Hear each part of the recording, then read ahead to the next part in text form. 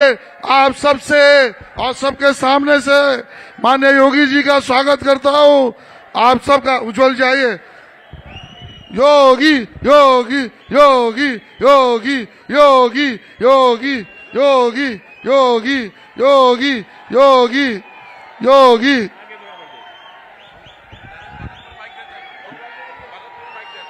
मैं योगी योगी योगी योगी योगी योगी। मैं अभी समय बहुत कम बचा है। मैं सीधा निवेदन करता हूं हमारे माननीय मुख्यमंत्री सम्माननीय योगी जी को, माननीय योगी जी से निवेदन करता हूं कि हम सभी को उसके पहले छत्रपति शिवाजी महाराज जी और भारत रत्न डॉक्टर बाबा साहेब आम्बेडकर जी के प्रतिमा को पुष्पार्पण करने हेतु मैं माननीय योगी जी से निवेदन करता हूं। और माननीय योगी जी से अभी समय सिर्फ 9 मिनट का बचा है और इसके लिए मैं ज्यादा समय न लेते हुए माननीय योगी जी से निवेदन करता हूं हम सबको संबोधित करें। सर ऐसा किया दोनों तरफ पब्लिक।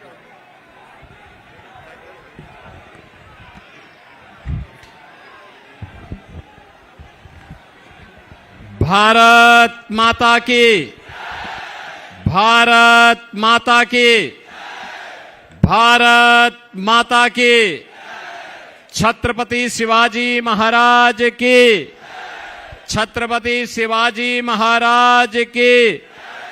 वंदे वंदे वंदे। मंच पर उपस्थित भारतीय जनता पार्टी महाराष्ट्र के अध्यक्ष माननीय श्री चंद्रशेखर बावनकुले जी, उत्तर प्रदेश के पूर्व डिप्टी सीएम,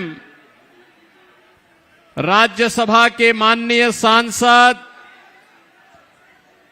और महाराष्ट्र के प्रभारी प्रोफेसर दिनेश शर्मा जी, अध्यक्ष भारतीय जनता पार्टी मुंबई माननीय श्री आशीष शेलार जी, उत्तर प्रदेश के खासदार और मुंबई के पूर्व police commissioner Shri Satyapal Singh ji, Bharatiya Janata party उत्तर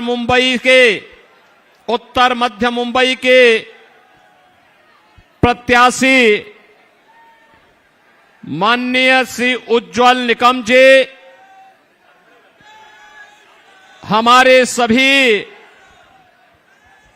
माननीय एमएलएज, भारतीय जनता पार्टी और सहयोगी दलों के सभी पदाधिकारीगण, भारी संख्या में उपस्थित भारतीय जनता पार्टी के प्रत्याशी के समर्थन में सभी उपस्थित बहनों और भाइयों, आज मुझे जगत जननी मां भगवती मुंबा देवी की कृपा और सिद्ध विनायक गणपति की आशीर्वाद की भूमि मुंबई में आने का सौभाग्य प्राप्त हुआ है। इस पावन धरा को कोटि कोटि नमन करते हुए आप सभी का मैं हृदय से अभिनंदन करता हूं, स्वागत करता हूं। बहनों और भाइयों, आज प्रातः काल से ही मैं महाराष्ट्र के पंचम चरण में होने वाले चुनावों के लोकसभा क्षेत्रों में भारतीय जनता पार्टी और सहयोगी दलों के प्रत्याशियों के समर्थन में श्री चंद्रशेखर बावनकुले जी के साथ अलग अलग चुनावी सभाओं को संबोधित करते हुए आ रहा हूं। पूरे देश के अंदर जो माहौल है पूरे देश के अंदर जो स्वर है, पूरे देश के अंदर जो नारे गूंज रहे हैं, वही उत्साह जो यूपी में है, वही उत्साह जो उत्तराखंड में है, जो बंगाल में है, जो ओडिशा में है, जो असम में है, जो कर्नाटक में है, वही उत्साह मुझे महाराष्ट्र के अंदर भी देखने को मिला है। और चारों ओर एक ही नारा गूंज रहा है कि फिर एक बार, फिर एक बार, फिर एक बार और अब की बार, अब की बार। बहनों और भाइयों, जब ये नारा हम लोग लगाते हैं और जनता जनार्दन चिल्ला के 400 पार की बात करती है, तो कांग्रेस समेत इंडी गठबंधन के सभी दलों के नीचों की जमीन खिसक जाती है। वे घबरा जाते हैं, क्या हो रहा है। वे पूछते हैं जनता जनार्दन से कि 400 पार कैसे। तो जनता जनार्दन कहती है कि जो राम को लाए हैं, जो राम को लाए हैं, जो राम को लाए हैं, हम उनको लाएंगे। और यूपी में तो नारा गूंजता है। मैं दक्षिण भारत में भी गया था, पूर्वी भारत में भी गया था, और आज मुझे महाराष्ट्र में भी सुनने को मिला है कि राम भक्ति ही राज करेगा दिल्ली के।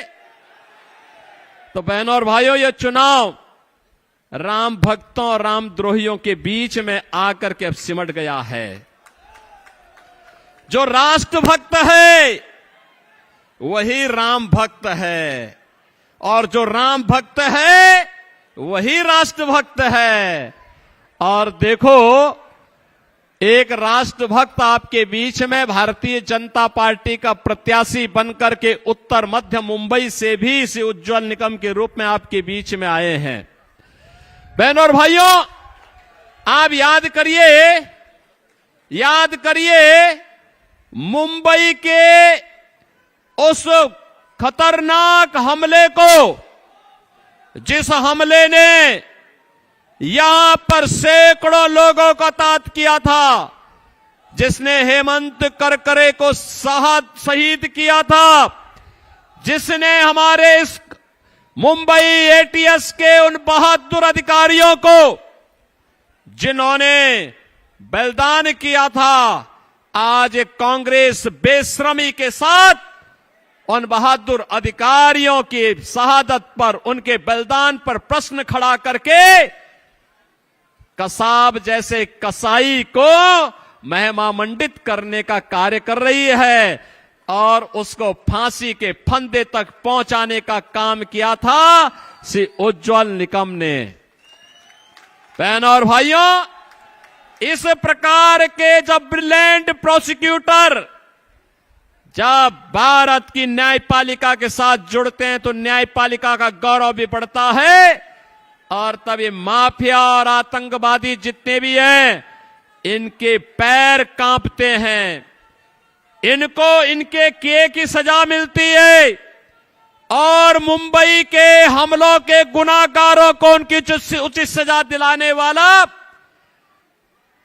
भारत माता के सपूतों को न्याय दिलाने वाला, मुंबई के साथ न्याय करने वाला, अपनी जान को जोखिम में डाल करके उन अपराधी और उन माफियाओं के खिलाफ, उन देशद्रोहियों के खिलाफ जिस मजबूती के साथ उज्जवल निकम ने उस समय इस लड़ाई को लड़ा था, आज वो हम सबके सामने है। दोबारा मुंबई पे कोई आतंकी हमला करने का दुस्साहस नहीं कर पाया है। वैसे भी अब तो ये नया भारत है, मोदी जी के नेतृत्व में नया भारत दुनिया के अंदर सम्मान प्राप्त कर रहा है, सुरक्षित भी है और साथ साथ विकास भी कर रहा है, गरीब कल्याणकारी योजनाओं को भी आगे बढ़ा रहा है। याद करिए, पहले दुनिया के अंदर भारत का सम्मान लगातार घट रहा था, सीमाएं सुरक्षित थी, आतंकवाद और नक्सलवाद सिर चढ़ करके बोल रहा था, और जब भी कहा जाता था कि आतंकवादी हमले कर रहे हैं, कांग्रेस की सरकार से कहा जाता था, तो कांग्रेसी क्या कहते थे कहते थे आतंकवादी सीमा पार के हैं, और अब तो बहनों और भाइयों एक पटाखा भी जोर से फट जाए तो पाकिस्तान पहले सफाई देता, कहता साहब मैंने नहीं किया हमला। उसको पता ही नहीं करे ये दीपावली हो रही है, ये पटाखे आतिशबाजी हो रही है, लेकिन जोर से पटाखा फटता है क्योंकि उसे मालूम है नया भारत है, छेड़ता नहीं है, कोई छेड़ेगा तो छोड़ता भी। और इसीलिए मैं आपसे कहने के लिए आया हूं, ये नए भारत में सम्मान भी है, सुरक्षा भी है, विकास भी है, गरीब कल्याण भी है, विरासत और विकास का अद्भुत संगम है। अयोध्या में रामलला का भव्य मंदिर बन गया है। अब कांग्रेसियों को इसमें भी चिढ़ है, कांग्रेसियों को यह भी चिढ़े कि अयोध्या में राम मंदिर का निर्माण क्यों हो गया।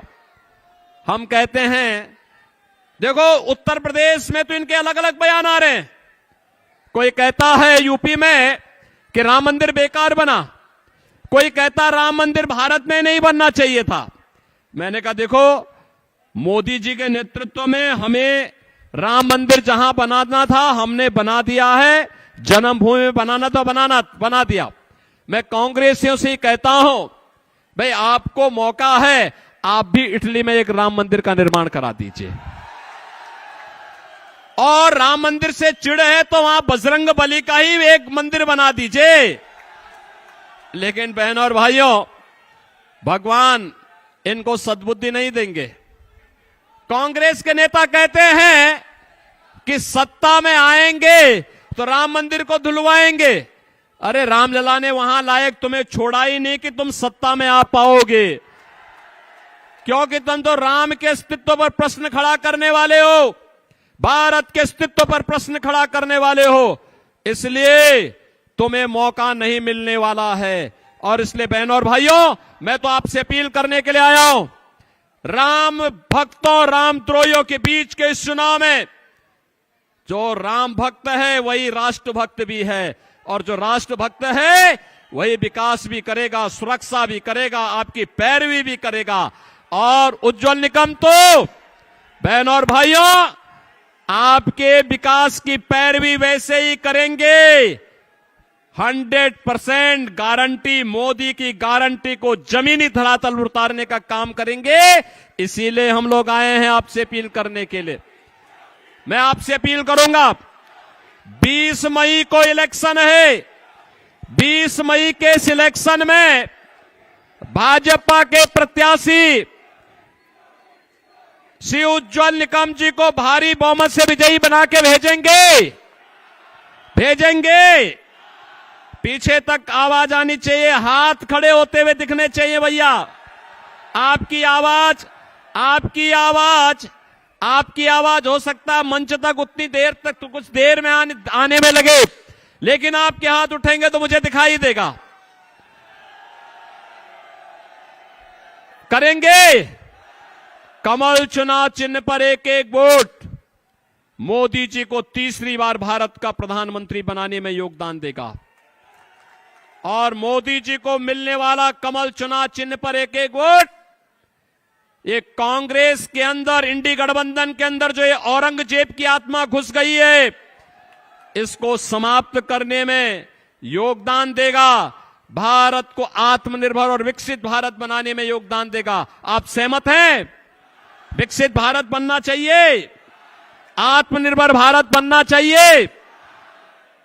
और अयोध्या में राम मंदिर बन चुका है, काशी में काशी विश्वनाथ धाम बन गया है, और अब तो मथुरा की तरफ हम लोग जा रहे हैं। सहमत है ना? तो कृष्ण कन्हैया भी अब इंतजार नहीं करने वाले हैं। सहमत हैं? तो बहनों और भाइयों विरासत और विकास के इस अद्भुत संगम को मोदी जी के नेतृत्व में फिर से भारी बहुमत से विजयी बनाने की अपील करने के लिए मैं आया हूं।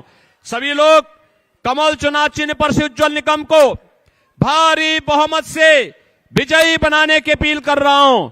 आप में से कितने लोग अयोध्या में रामलला के विराजमान होने के बाद कितने लोग अयोध्या गए हैं? और मैं फिर आपको आमंत्रित करने के लिए आया हूं, उज्जवल निकम जी को सांसद बनाइए। और मैं फिर उनसे कहूंगा कि अपने यहां के जितने भी एमएलएज हैं उनके साथ में यहां की जनता जनार्दन को ट्रेन बुक करके अयोध्या या अयोध्या की सारी व्यवस्था हम लोग देखेंगे। रामलला का दर्शन भी करिए, कृपा भी प्राप्त करिए और आज की आधुनिक अयोध्या को भी देखिए। और आप तो डॉक्टर दिनेश शर्मा जी को और सत्यपाल सिंह जी को बोल देंगे, स्वयं ही आपका काम कर लेंगे।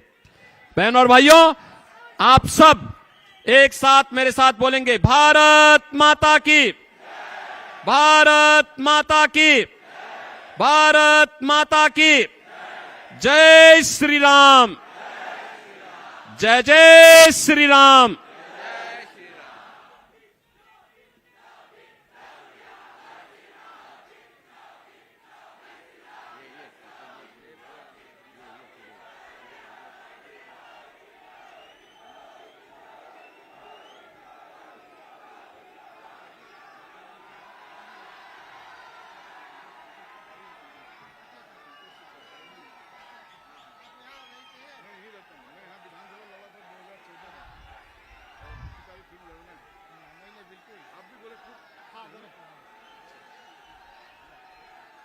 और सब ठीक है।